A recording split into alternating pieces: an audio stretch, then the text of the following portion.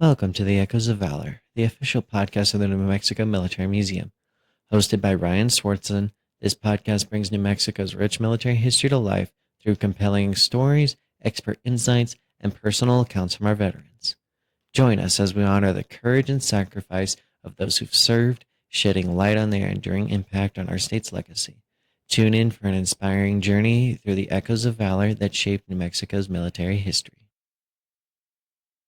So, with us today is the author Hampton Sides, a national bestseller of Ghost Soldiers, amongst others. And so, we appreciate you taking the time to speak with us today. Good to be with you. So, to start off, we'll just try to get our listeners a background of who you are, what your background is, how you got started on this path to being a historian and author, and we'll go from there. Yeah, well, I actually grew up in Memphis, Tennessee, and I, from a very early age, I think I knew that I wanted to be some sort of writer. And the first writer that I met growing up was, in fact, a very well-known and very successful narrative historian, the Civil War historian Shelby Foote, who wrote this massive trilogy of the Civil War and was the star of the Ken Burns documentary on the Civil War.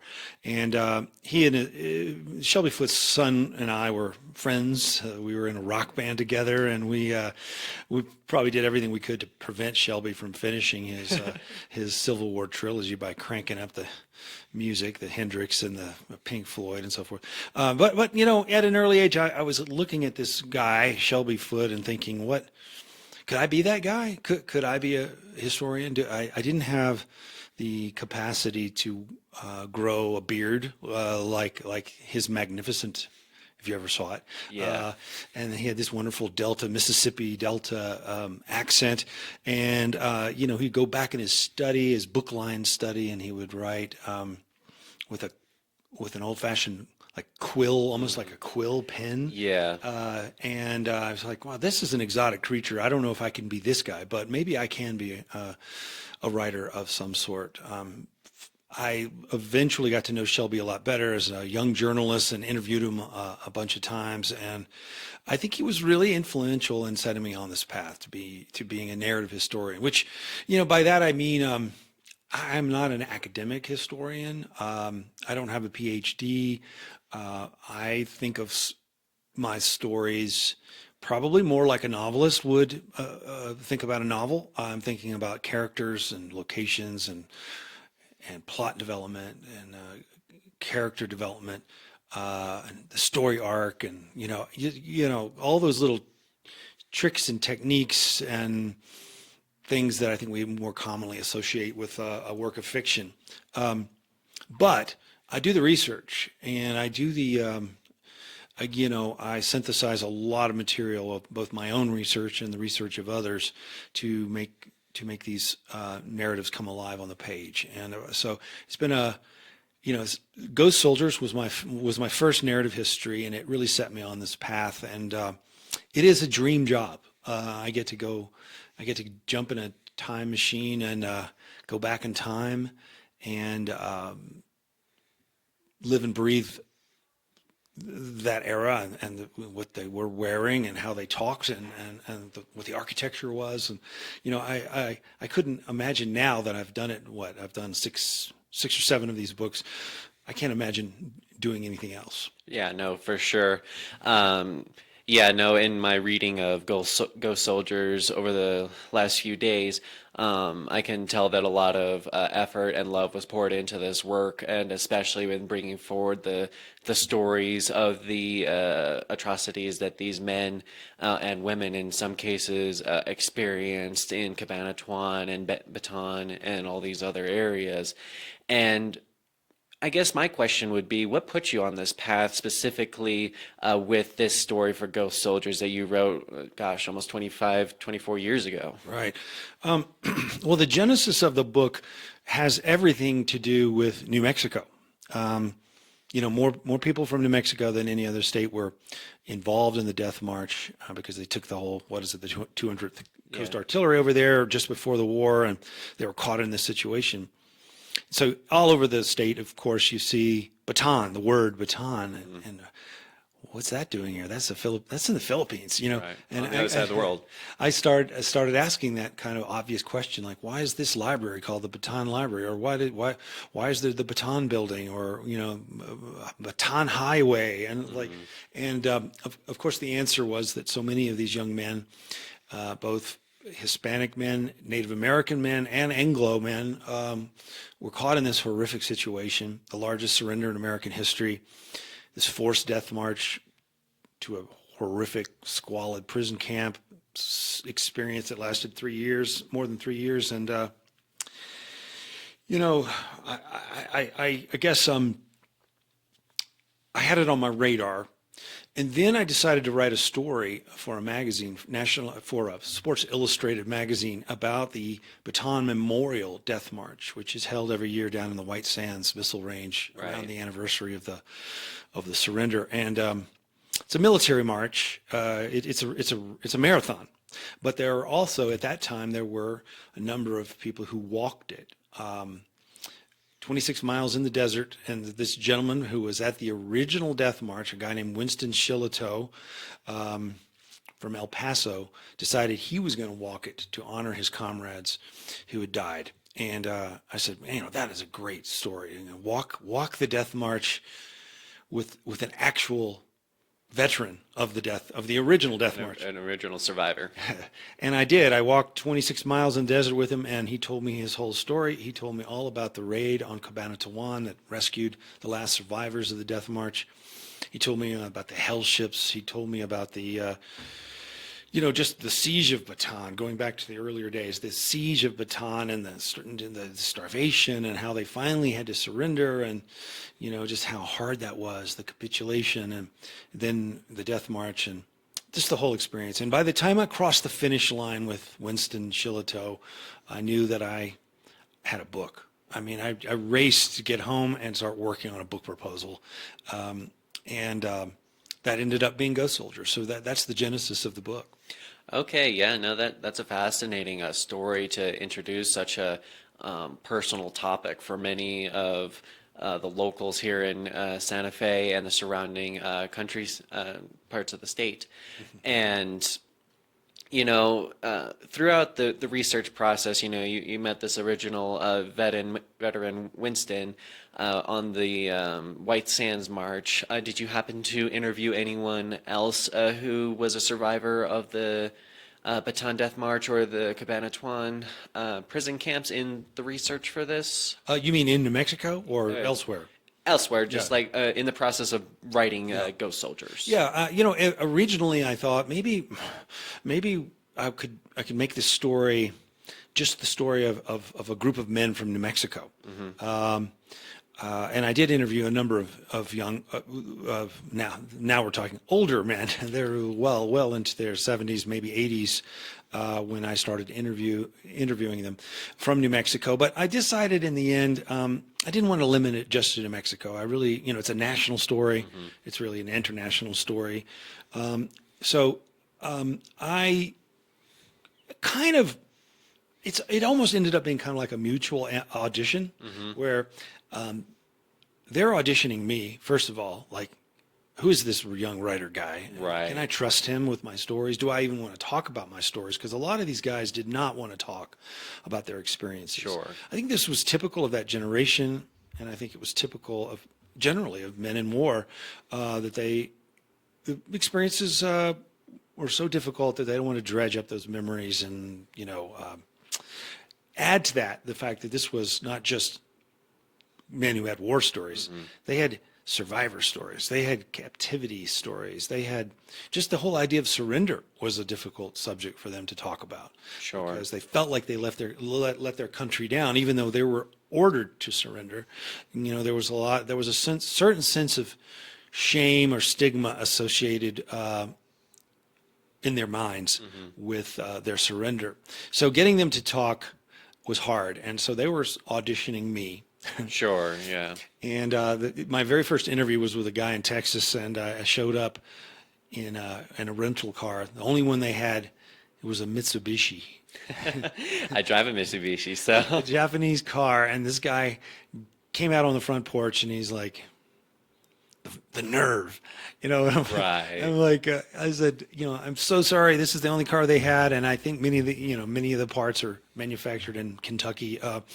Right. You're like, this is not going well. This is not going well. He forgave me for that, and he actually became one of the major characters of the book. But then it's also an audition in the other direction because, you know, I had to pick a good cross section of people to tell this story. I didn't want to have all people from one region or one state or one rank or one branch of service. So I was looking for diversity, you know, a Marine or some Army guys, some officers, a doctor. And I think I came up with a really good ensemble of guys and also I was auditioning them in the sense that they were trustworthy. Many of them had written their own self-published, at least Like memoirs, accounts. you know. So they had committed some things to memory, you know, early on, and had material to work with. So, I mean, I had a ball getting to know these guys. This was the joy of doing this book. In fact, I didn't even really think of it as history. I thought of it as journalism because I would say the lion's share of the book is based on my interviews with these guys. Not only the captives of Bataan, but then the liberators, the guys who came in on January 30th, the Army Rangers. And having heard reports that the Japanese were going to likely massacre all the survivors of the Death March, all the survivors of Cabanatuan, just as they had at Palawan prison elsewhere in the Philippines. The U.S. Army Rangers, a new special forces unit, got this amazing assignment to go behind enemy lines and rescue, sort of pluck from this prison camp the last, sickest survivors of this whole experience, and to try to do it before they would be massacred by the Japanese. Right. And so I got to know all those Rangers too, and they were a little more forthcoming. They had nothing but good memories about this assignment. This was just a dream assignment. Right. You're not going in to kill people. You're going in to save people. One of the first major assignments for their division as well. So. Right, which is storied, and they talk about it at Camp Fort Benning, and this was one of the exploits of the U.S. Army Rangers that is studied and celebrated. So I got to know these guys, the Rangers, and wonderful men. They were like my uncles, I guess. The only thing I didn't like about them is that they tended to call me like really, really, really early in the morning. They were early risers. Right. They didn't understand why I didn't get up at like 5 or 6 in the morning. You know, Tom Brokaw called him the greatest generation, and I called him the earliest generation. Yeah.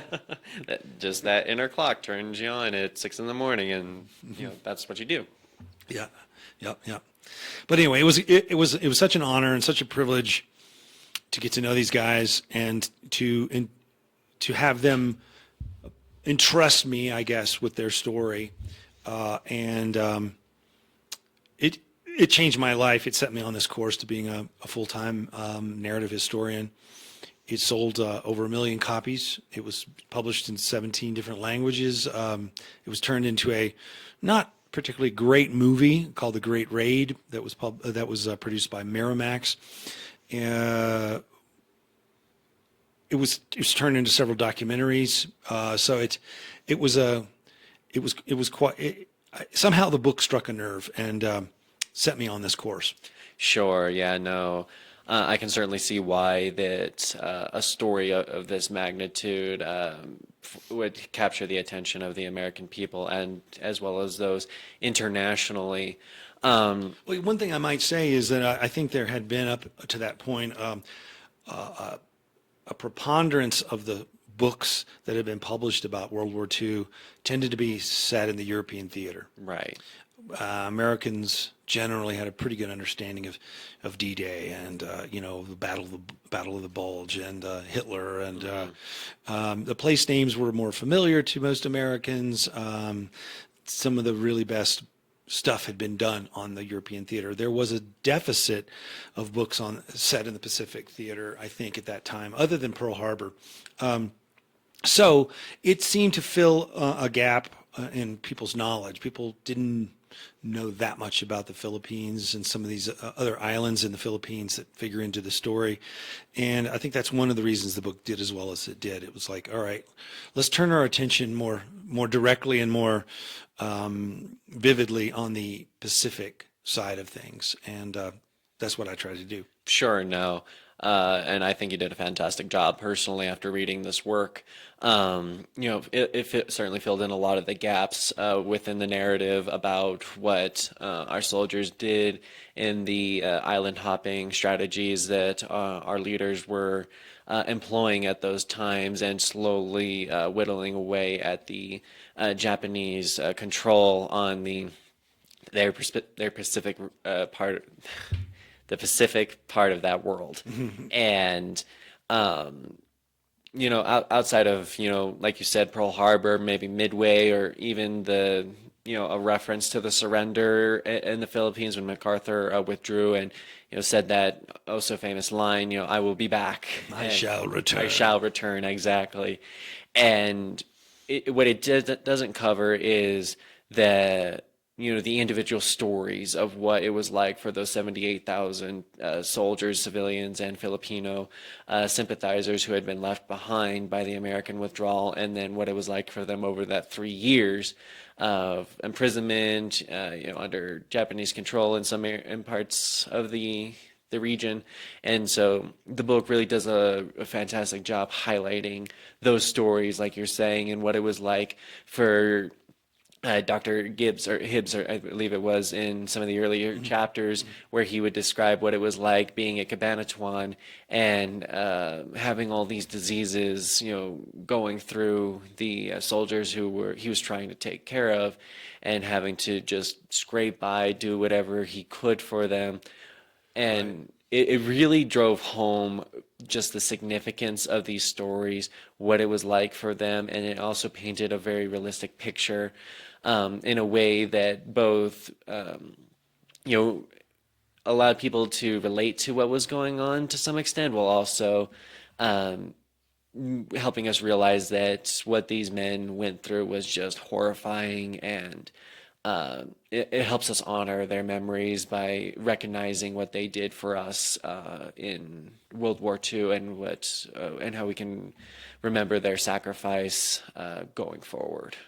Yeah. I mean, I don't think most Americans appreciated the depth of this experience. Yes, they fought this long battle at Bataan and Corregidor. Then they lay down their arms, and they're fighting a different battle now. It's a battle for survival. Absolutely. It's truly one of the great survival stories of American history, if not all history, because the Japanese were just gratuitously cruel to these prisoners, and denying them basic medicines that would have cured or prevented so many of these diseases that Dr. Hibbs, you mentioned, had to treat. I mean, he was like perversely fascinated by it all, because he's a doctor and he's getting to see all these diseases that he wouldn't ordinarily not see. They were extinct in mainland America. Right.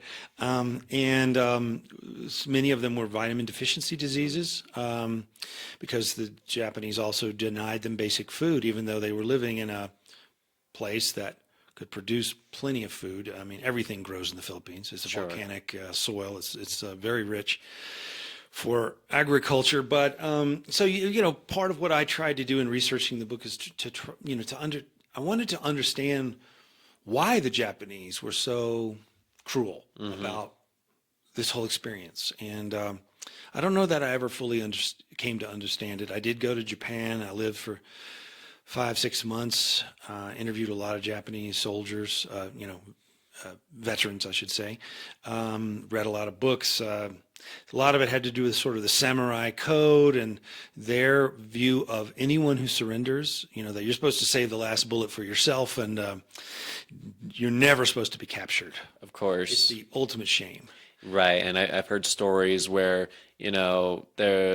there was 120 Japanese soldiers killed for every one prisoner taken, whereas with Western countries it was 4 prisoners taken for every one fatality, and there was such a disconnect between our understanding of what surrender meant to the Japanese, and then that was Right. reciprocated back to us.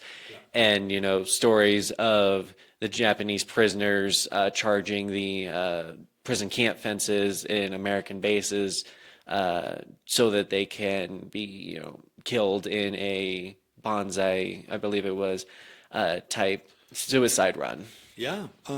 And supposedly it was brought shame not only to yourself as a soldier, but to your whole family back in Japan.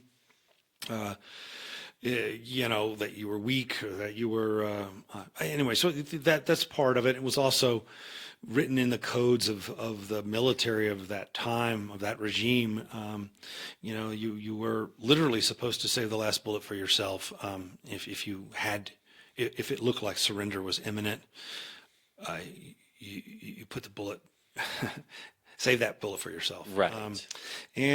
So that's part of it. But also.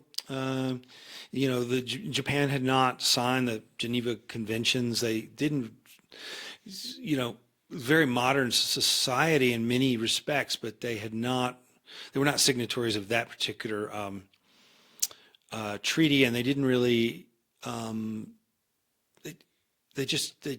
did their own thing.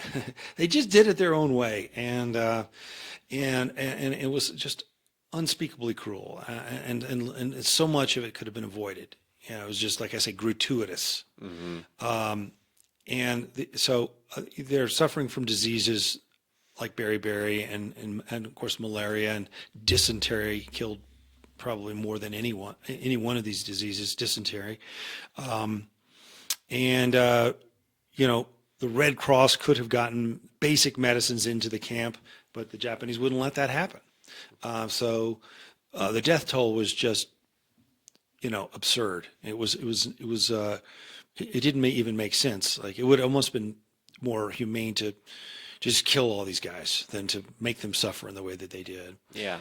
And that's only one phase of the suffering. Then so many of them, when it became clear that the Americans were going to take back the Philippines, they started herding thousands of these Americans onto ships, which became known as the Hell ships. And unfortunately, the American military didn't always know. They knew they were Japanese ships. They didn't happen to know that Americans, POWs, were in the hulls of these ships. So sadly and tragically, a number of these ships were bombed or torpedoed and sank by American bombs or torpedoes. Having been through all this hell, they get on the hell ships, as they're called, and die that way. And then, of course, many make it to either Manchuria or Japan and work in coal mines, and they were just worked to the bone, and all the way to the end of the war. So it's an enormous experience that involved many, tens of thousands of Americans and Filipinos as well, and Brits, and a number of other nationalities. But when I did the book, I tried to make it intimate and focus on one real part of the story, which was this camp, Cabanatuan. But I do follow some of these other narratives as well, like the hell ships, and it's an enormous story. It changed my life for sure, getting into it. Yeah, no, absolutely. I know you mentioned that you traveled to Japan to do some of the firsthand research for this book. Did you ever have the opportunity to visit the Philippines itself or Bataan? Yes. A couple of times. I went to Cabanatuan. I went to Luzon with a bunch of veterans. It was an amazing experience. It was like one of these military tours, and we we were in a bus. A lot of these guys were in wheelchairs or walkers, but we would get out and go to every major stop on the whole Death March, all the way up to Camp O'Donnell, and then to Cabanatuan. We also went to Corregidor, the island out in Manila Bay. And what was interesting there was a similar tour going on of Japanese veterans. Oh, really?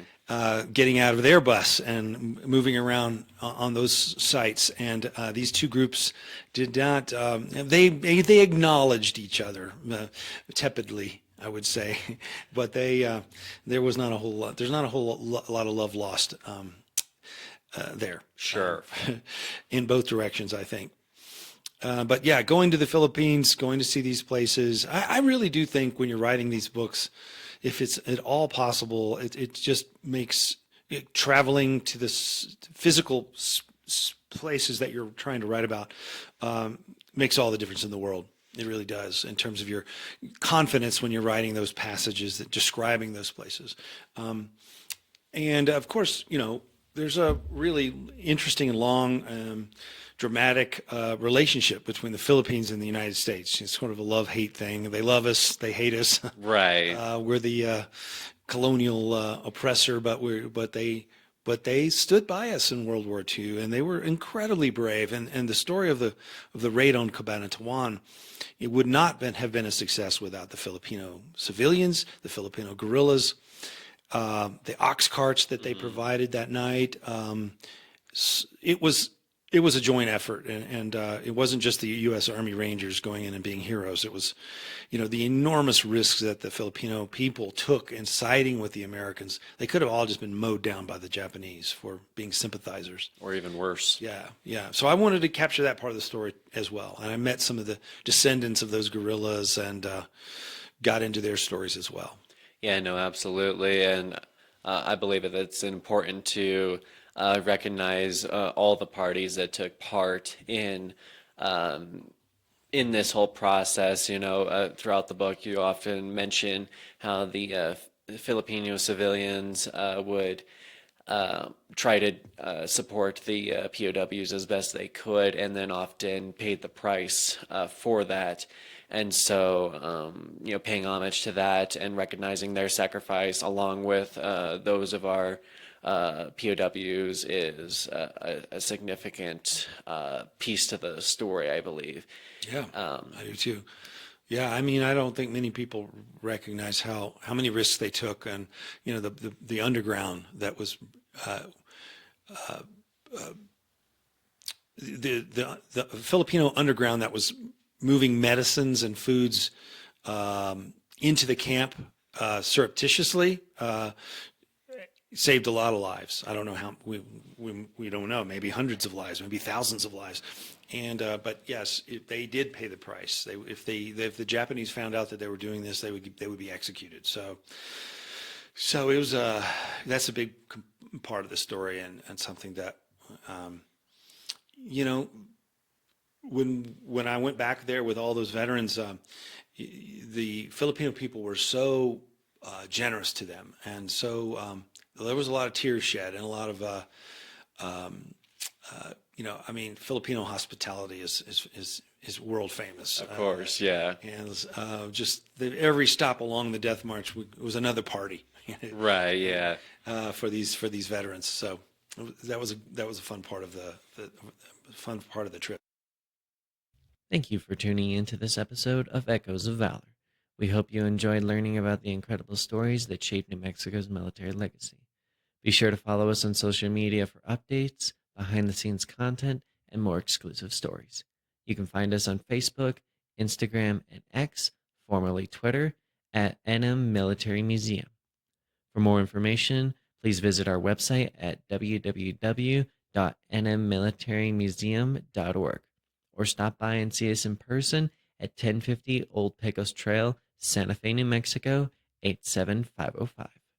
Until next time, keep honoring our veterans and stay connected for more Echoes of Valor.